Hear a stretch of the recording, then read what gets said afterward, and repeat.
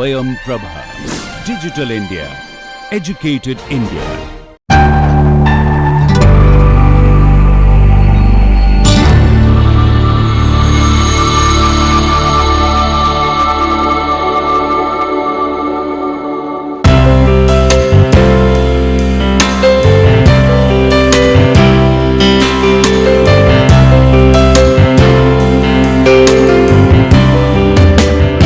Welcome to the course Environmental Impact Assessments, and in today's session we are going to cover land acquisition, resettlement and livelihoods from the perspective of all the legal aspects, as well as what kind of policies are there and what kind of institutional arrangements are there, or standards or guidelines are there. So we'll look at that, and if you may connect that, this is what we have been covering for a couple of lectures here. So for this session, our main reference from the textbook would be chapter 15 from the book of Terrible and Wood, 2018. So our coverage would include that first we are going to look at the key concepts and definitions, and then we'll look at international financial institutions and also understand about equator principles. Then we'll look into resettlement framework and resettlement action plan, like what it is and what kind of work has to be taken within this framework. And then we'll look at social impact of the project in this particular domain, dealing with land acquisition and resettlement aspect. Then we'll look into Indian context, where we'll try to understand what kind of rights to property we have. We'll just touch upon that. And then we'll also look at the key legislation in this, that's the right to fair compensation and transparency in land acquisition, Rehabilitation and Resettlement Act of 2013.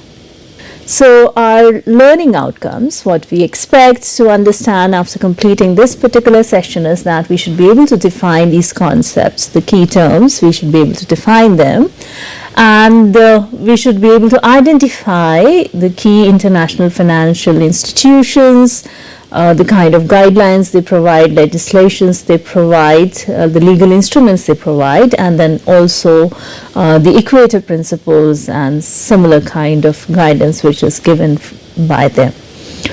And then you should be able to discuss key approach and documentation which is required within land acquisition and resettlement. Then you should be able to discuss the social impact which one needs to consider within the domain of land acquisition and resettlement. Then you should be able to locate the Indian context, what is the scenario here, and explain the key act and the elements of right to property, and then the right to fair compensation and transparency in land acquisition, rehabilitation and resettlement act.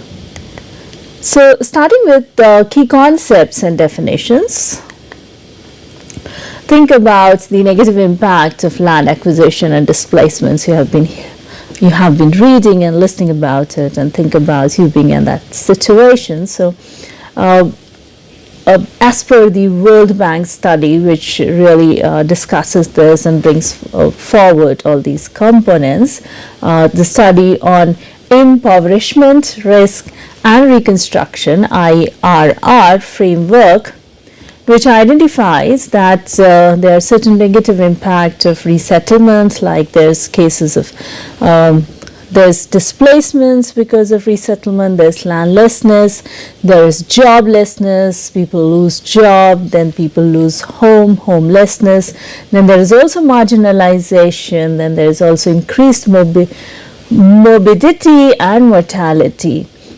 So those kind of things happen. Then there is increase in food insecurity, loss of access to common property, and there's also social disarticulation. So many problems arise out of resettlement when one has to be relocated.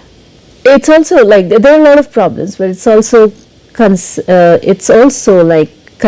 that when all the impacts are, all the risks are taken into perspective, consideration, proper planning is done, then the same project with good consideration and involvement could change the outcome. So the outcome, like what we saw from that we are looking at negative impact as landlessness, so that from that we can have land-based resettlements, we can have re-employments from joblessness, and then we can have house reconstruction from homelessness.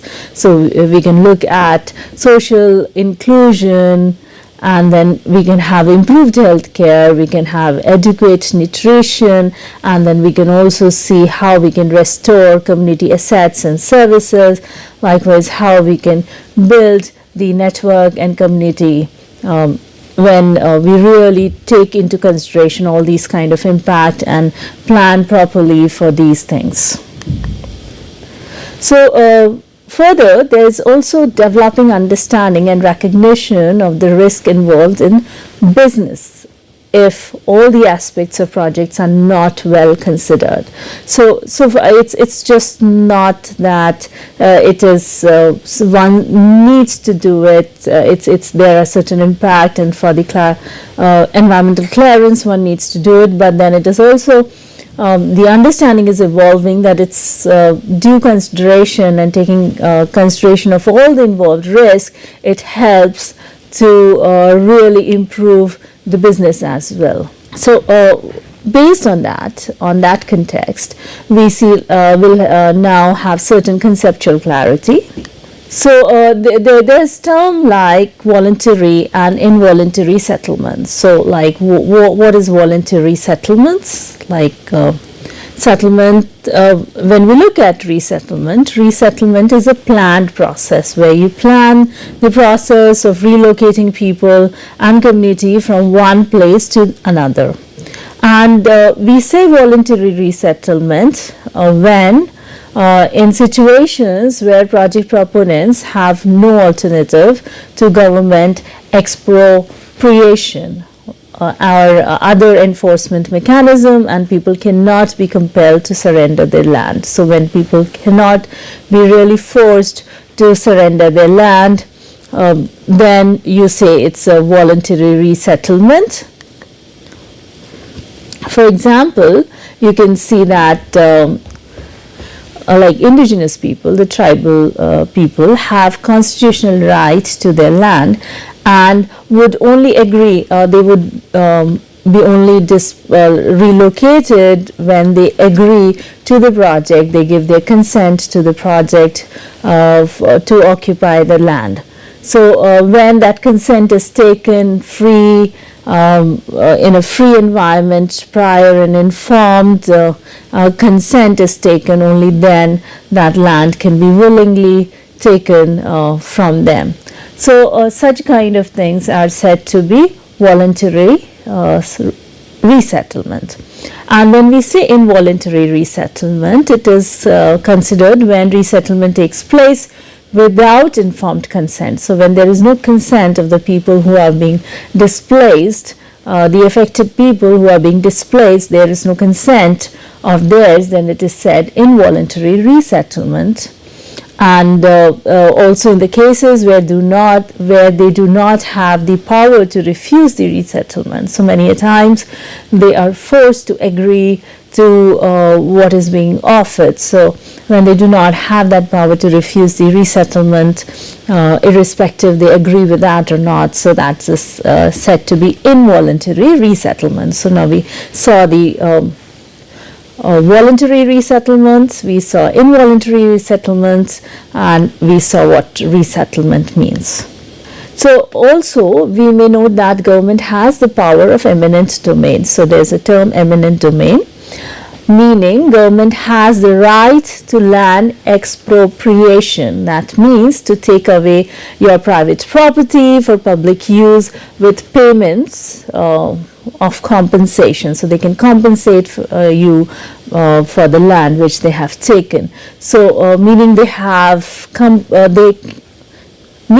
they can compulsorily acquire land when projects are considered to be in public interest. So if it's for the larger good, for everyone's benefit, then the government has that power to take that land from you. So think of all the situation in which the government can take the land. from you, and then it can be it's like most of the projects, all of the projects can be supported for public interest purpose. So we see that what IFC, World Bank, suggests that in cases that one needs to really negotiate, and negotiation is seen as a best practice. So one needs to promote negotiation in the process of acquiring land. And first, relocation is bad for business, so that's not really good, and that may have a lot of consequences in terms of protests, delay, and a lot of legal actions, and that can be very expensive for the project proponent. So in most of the cases that should be avoided, and negotiation should be made when there are no consent, so one should come to a common agreement there. So wherever, even in the cases where the government uses its eminent domain, or land has to be acquired, it is always desirable that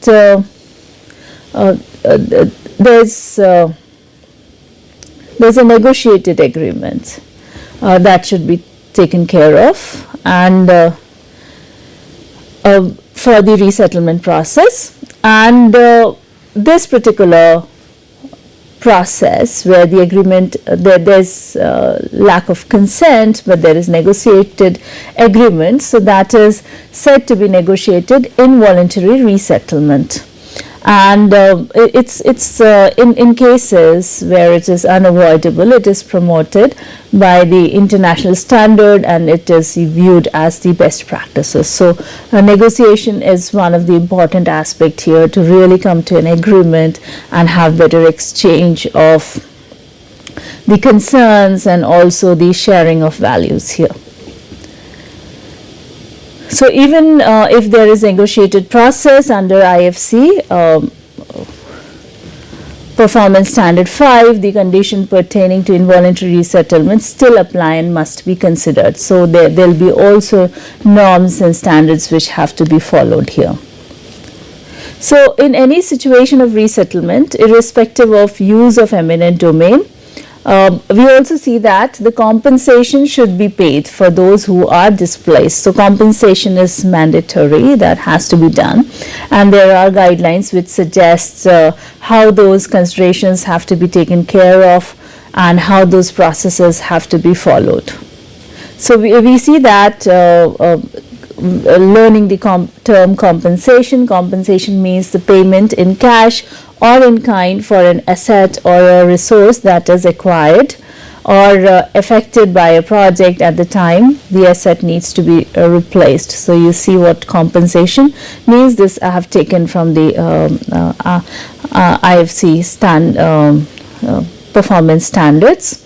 Then you also see host population. What do we really mean by that? People living in or around areas to which people physically are displaced by a project, and who have to be resettled, and they would be affected by the resettlement. So they would be considered as the host population.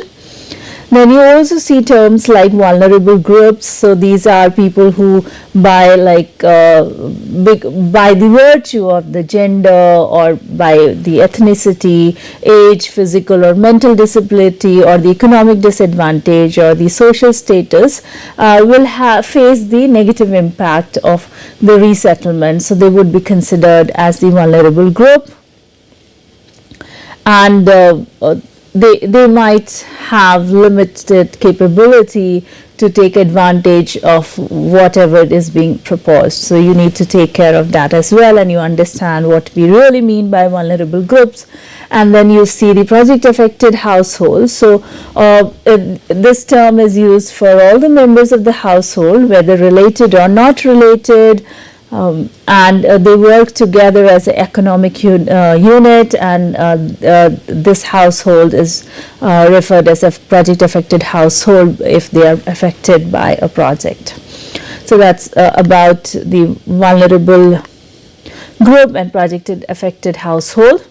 Further, one needs to understand the livelihood concept, and the significance of restoring of livelihood, and it should not be limited to the compensation part itself, but one needs to ensure that the impacted communities are not at disadvantage in the process of when you're taking away land from them.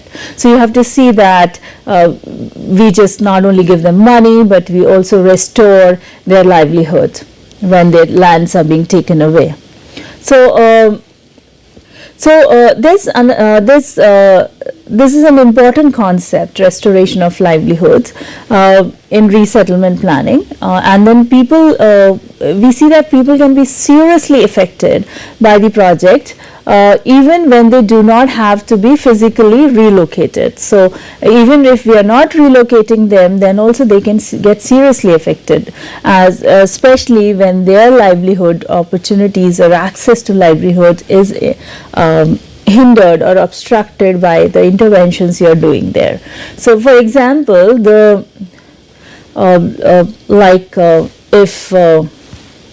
if a highway is coming up and then it splits the site into two parts, the agriculture field into two parts, and no longer the farmer is able to go to the other side and use the major chunk of the land which is available to that. So that hampers the person, though that person is not really being relocated, but there is reduced income, there can be drastic reduced income in that. So that kind of displacement is called economic displacement. So understanding the term, what does livelihood means? It's the full range or means that individual or families and the communities utilize to make a living, such as wage-based income, agriculture, fishing, foraging, other natural resource-based livelihood, petty trades, and bartering. So all these are livelihoods, and then any interference in this could be an economic displacement. So another important concept is the cutoff date. Cutoff date is said as under the national law that permits the project to freeze further development on the land to be acquired by the project. So it's an important date by which everything should be attained. And cutoff date addresses also to the date of completion of the all the census, all the documentation, and assets inventory of persons affected by the project. Persons occupying the project area after the cutoff date are not eligible for compensation and or resettlement assistance. And then you also have fixed assets which are documented, such as build structure, crops, fruit trees, and wood lots, the forest trees and all. And then you establish the data of completion of all assets inventory, and then or an alternatively mutually agreed on date will not be compensated. So in principle, people must be compensated for all improvement that occurred before the cutoff date, but do not need to be reimbursed for any improvements made after that date. So only when the declaration is made, the cutoff date is decided, only till then they are compensated. So we see, you must have heard about such kind of problems like a lot of delay which between the cutoff date and actual relocation. So that also causes a lot of project cost, adds to the project cost. And then you must have also heard about problems of speculation or opportunistic behavior, where whenever the projects are declared, people start purchasing things at the lower cost so that one can acquire or one can sell it at a higher rate for the land acquisition purpose. So these kind of problems are very common, which one looks at it. So as a professional, you might have to deal with that. So that was about some of the relevant concepts. There are many concepts. I've just chosen some of them so that we understand things. So now looking at the international financial institutions and equator principles. You see that most of the international banks have developed their standards and guidance, and we also see convergence and integration among them. So there are a lot of standards and guidance which have been prepared, and then there's a lot of commonalities and integration which have been worked out among them. So you can find Environment and Social Framework, EFS, developed by World Bank. The Environment and Social Framework, this requires the bank and it's like the people who borrow, the agencies which borrow, to evaluate and manage environmental and social risk. And they are supposed to inform and consult the stakeholders, and they are required to compensate certain project affected people. And this is mandatory requirement for projects for which want to take funds. And then we see that environmental and social framework is mostly used by the government agencies. And in this way, we see that bank also contributes in a way for supporting and encouraging projects that are environmentally and socially sustainable. So encouraging people to have more environmentally and sustainable approach towards project planning. And it also targets to improve the ability of the project developers. So the guidelines are given to them. So it also improves their capacity to handle such kind of environmental and social risk, and also to reduce the project negative impact of the project. And we see that bank has defined specific environmental and social standards, which are also referred as ESS. And these are designed to avoid or to minimize or to reduce or mitigate the adverse environmental and social risk and the impacts of the project. So I've provided you the link, and you can see the environmental and social framework here. So you'll also find IFC performance standards on environmental and social sustainability. These are usually used by the commercial projects. The previous one you saw was mostly used by the government agencies. So we also see that IFC performance standards are also applied for the equator principal banks. So the banks which align network together in equator principles, so it is also applied for them. So what is equator principle? Equator principles are they are common baseline and risk management framework, which puts all the financial institutions together to identify and access and manage environmental and social risk when financing the project. So they have a certain framework together. So equator principles, it is applied globally and to all the industry sectors and 5 financial products. You see this: project financing advisory services, project finance, project related corporate loans, bridge loans, project related refinance, and project related acquisition finance. So you see how the project proponents are maneuvered to align their development projects with the environmentally or sustainable development approach. So the IFC performance standard, the compliance with that is increasing, and here you see that it is also required by the equator principal banks, and equator principle is a sustainability framework for the global finance industry. So we see that 127 finance institutions in 38 countries have officially adopted the equator principles. So through them, IFC standards are applied in the EIA of the development projects. So looking briefly into Equator Principles, they have become the financial industry standards for environmental and social risk management in projects. Financial institutions adopt EP to ensure that the projects they finance are developed in a socially responsible manner and reflect sound environmental management practices. And by doing so, by adopting this, negative impact on project affected ecosystems and communities can be avoided wherever possible, or if it is unavoidable, then that can be reduced to a certain extent, and then mitigation and compensation can be appropriately extended. So we further see that IFC provides guidance on how the resettlement action plan has to be prepared. So you find all these guidances here. So you find a handbook for preparing a resettlement. So the key purpose of this includes that it is desirable to avoid resettlement. At the first place, it should not happen, and when resettlement is unavoidable, then it is required that the displacement will take place by exploring alternative project designs. So the proponents would look at alternative project designs, and forced evictions have to be avoided here.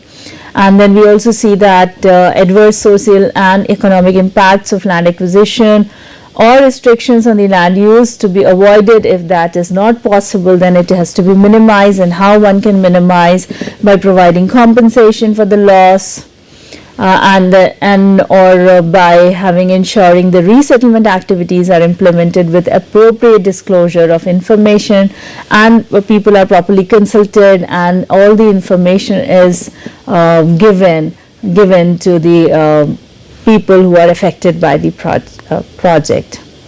And also it should be considered that not only reduce the negative impact, but one should also improve or restore the livelihoods and standard of living of the displaced people. Further, there is also needs to improve the living conditions among physically displaced persons through the provision of adequate housing with security of tenure at the resettlement site. So those land protection and all other things should also be provided here. So performance standard 5 of IFC, we see that it requires any compensation should be paid in full replacement cost, and which is defined as per the market value of the assets plus what they would be spending in terms of transaction cost. And major impact on resettlement people relates to evaluation of their assets and extent of compensation they receive. So PS5 requires that people are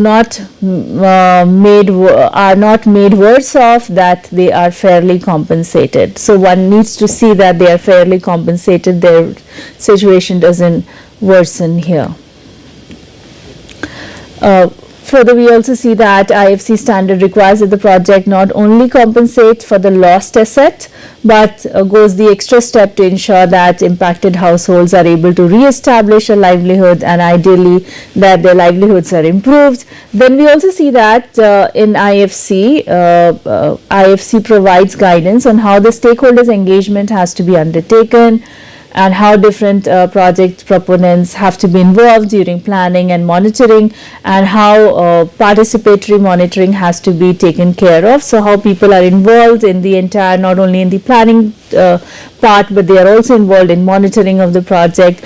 And it is this guidance also provides information on how to address project induced in migration. So because of the project, a lot of people are going to come in, that would also change a lot of dynamics, and there will be other impact as well. So how one would take care of that, that is also addressed here, and how to address any project affected grievances if there are problems, complaints, how that has to be taken care of, and how to undertake cumulative impact, and then how to undertake local procurement. So those guidelines are provided. And slightly we'll try to understand what this local procurement means. Local procurement refers to purchase of goods and services from the local businesses. Typically this occurs in emerging markets and in developing markets where local communities have expectations. So whenever the projects come, they have expectation about participating in the upcoming opportunities. So you can see it in many of the newly developing areas. And then local procurement is also called as business linkages, local supplier development, local content, or local sourcing. Local procurement, so you also use this term, and this has been increasingly used as a strategic business tool. So you also see that it provides guidance on strategic community investments, so also that how that investment can be done. You can see the handbook provides guidance on how business development can support community investment programs that are successful, sustainable, and consistent with their own business objectives. So that can also be done here. Further, you see IFC defines strategic community investment, looking into what is strategic community investment. It is the voluntary contribution or actions by companies to help communities in their areas of operation to address their development priorities and take advantage of opportunities created by private investment in ways that are sustainable and support business objectives. So there are many of the high income countries, they may not follow IFC guidelines because they have very strong environmental and social regulations and institutions inbuilt, but we see that IFC guidelines are usually followed by many countries and many agencies. You see that. So that was about the international level of guidance which has been provided. Now looking at the resettlement framework and kind of documents which have to be prepared. So as per IFC Performance Standard 5, resettlement framework is required to be prepared. This document indicates how the project proponent will approach in national legislation and also in addressing any gap as per the IFC performance standards. So how the proponent is going to address all these problems, how they are identifying it, and how are they aligning it with the national legislation, what laws are there in place. So accordingly, they are supposed to prepare a resettlement action plan, this resettlement action plan provides complete details of the project, resettlement process, and why likely impacts will occur and what mitigation measures will be taken as per the impact, what will happen. And then also they have to prepare livelihood restoration framework. This document may be also prepared, and then livelihood restoration plan can also be prepared as per the impact. So whatever impact would happen based on this framework, they would identify, and how they are going to mitigate that they would prepare within the livelihood restoration plan. So this resettlement action plan is umbrella document, and it's a very powerful document in the process of resettlement. So that was about the required documents. Now we'll look at the framework of social impacts of the projects. So within the domain of resettlement, so we'll look at that. So as you can already understand that this process is very, very complex, and what kind of impact it has. So there is a social framework for project development given by Smith and Van Clay, which provides a conceptual and practical model for identification and assessment and communication of all impacts to all stakeholders. So in this social framework, 8 categories are seen. So you can see these categories. So the categories 1, it talks about people's capacity, abilities, and freedom. This particular category is like where we look at how capable they are, how capable the community are to achieve their goal. And these goals can be basic as like human rights goal, where how capable are they to address to their family health, address to minimum nutrition which is required, and then how capable are they to work inside and outside the household and attain educations and skill, and then if any kind of change happens. Further, you can also within this you can also see how much workforce they have. The household might have children, they might have elderly and sick, which might limit their capacity in terms of the availability of labor. And then you might also see that there might be women who may not have freedom to fully engage in livelihood. And likewise, you can see that in this even the people's aspiration and fear could also come and create stress when such kind of things happen. So other category we see is the community social support and political context. So it's important to understand when we are looking at such kind of rehabilitation, then it's important to understand how different interest group work and what kind of change would happen and what kind of social support is already there and what kind of change it would lead to. And these changes usually happen because of the in-migration and out-migration which might happen, which might disrupt the social support and might bring in different interest groups. So it is very important that a meaningful consultation process is applied during the process. Another important category we see is culture and religion, which is one of the most important aspects to understand from the community's perspective.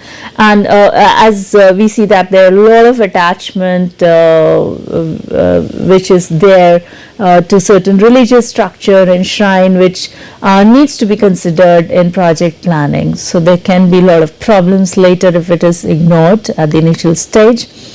And you also need to understand the tangible cultural and intangible cultural heritage.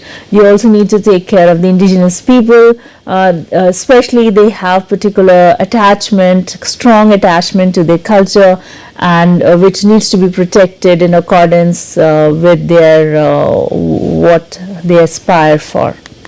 Another category which we see is livelihood assets and activities. So it's important to understand wide range of resources on which one is or household is dependent upon. There can be primary and supplementary livelihood support. For example, one could be working as well as must be also earning through rental or pension and so on.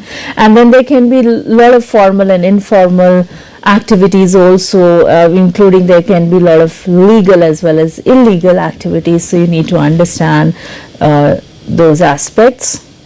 And you also see that there's also a vast dependency on the infrastructure and services, and this infrastructure and services could be both physical infrastructure as well as human resource dependency. So those those access have to be understood and those need to be maintained.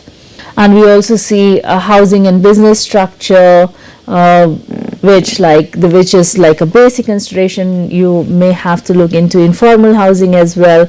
Informal housing, when we say that when people build structure on the land they don't own, or situation in which people are squatting, they have certain challenges. So all those things have to be also taken care of. You also need to take care of land and natural resources. Access to land, water bodies, forest and other natural resources necessary for conducting many livelihood activities. So you see that those are not blocked, and many of those are, you might also notice that they are governed by community or traditional or political institutions as well. And further, you also need to have a good understanding of land tenure, which is required for this purpose. And then also the living environments, the quality of life, access to clean water, air, and all those is also a desirable condition which has to be addressed.